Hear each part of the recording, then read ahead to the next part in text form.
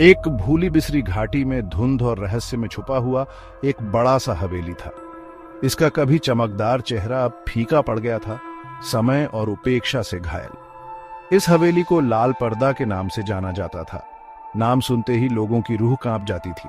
वे एक दुखद अतीत, खोए हुए प्यार और बदले की कहानियां फुसफुसाते थे। हवेली की खिड़कियां खाली आंखों की तरह दुनिया को घूरती रहती थी। हर शीशा धूल से ढका था, अंदर के राज छुपाए हुए। कभी भव्य रहा प्रवेश द्वार अब झाड़ियों में छिपा हुआ एक खामोश चेतावनी देता था। कुछ ही लोग लाल पर्दे के पास जाने की हिम्मत करते थे। हवेली की सबसे खास चीज सबसे ऊपरी मंजिल पर एक खिड़की थी। उस पर एक फटा हुआ लाल पर्दा लटका था जो हवा में डरावने तरीके से नाचता था। लोगों का मानना था कि इसी कमरे में वह दर्दनाक घटना घटी थी। वे कहते थे कि यह रानी का पसंदीदा कमरा था, एक जगह जिसे उसने हंसी और रोशनी से भर दिया था। अपने अच्छे समय में लाल पर्दा एक महल था, एक खूबसूरत और दयालु रानी का घर। उसे पड़ोसी राज्य के एक आकर्षक राजकुमार से गहरा प्यार हो गया था। उनका प्यार कहानियों जैसा था, महल की दीवारों के भीतर धीमी आवाज में फुसफुसाया जाता था। प्यार में अंधी रानी ने राजकुमार पर पूरा भरोसा किया। उसने एक साथ भविष्य के उसके वादों पर विश्वास किया। लेकिन राजकुमार प्यार से नहीं, महत्वाकांक्षा से प्रेरित था। वह सबसे ऊपर शक्ति चाहता था। रानी अपने प्रभाव और अपने राज्य के साथ उसके खेल में सिर्फ एक मोहरा थी। जब एक और फायदेमंद रिश्ता सामने आया तो राजकुमार ने संकोच नहीं किया। उसने रानी को छोड़ दिया, उसका दिल तोड़ दिया और उसका विश्वास तोड़ दिया।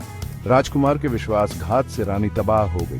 वह प्यार जिसे उसने शाश्वत समझा था, वह एक क्रूर भ्रम के अलावा कुछ नहीं था। उसका प्यार राख में बदल गया, एक गहरी निराशा ने ले ली। वह दुनिया जिसे वह जानती थी, जो कभी राजकुमार के झूठे वादों से भरी थी, उसके चारों ओर बिखर गई।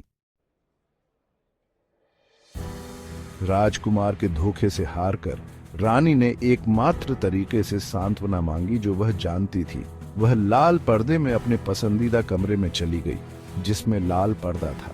वहां अपने टूटे हुए प्यार के अवशेषों से घिरी उसने अपनी जान ले ली। कुछ लोग कहते हैं कि वह खिड़की से कूद गई। उसकी लाल पोशाक गिरे हुए गुलाब की तरह लहरा रही थी। दूसरों का कहना है कि उसकी मौत अधिक शांति से हुई। उसका दिल उसके दुख के बोझ तले दब गया। राजकुमार रानी की मौत का शोक मनाने के बजाय अपनी नई आजादी का जश्न मना रहा था। उसने दूसरी अधिक शक्तिशाली राजकुमारी से शादी की, अपनी राजनीतिक महत्वाकांक्षाओं को सुरक्षित किया। उसने दिल टूटी रानी के बारे में नहीं सोचा। उसकी यादें गुमनामी में लुप्त होती गईं। लेकिन रानी को भुलाया नहीं जाएगा।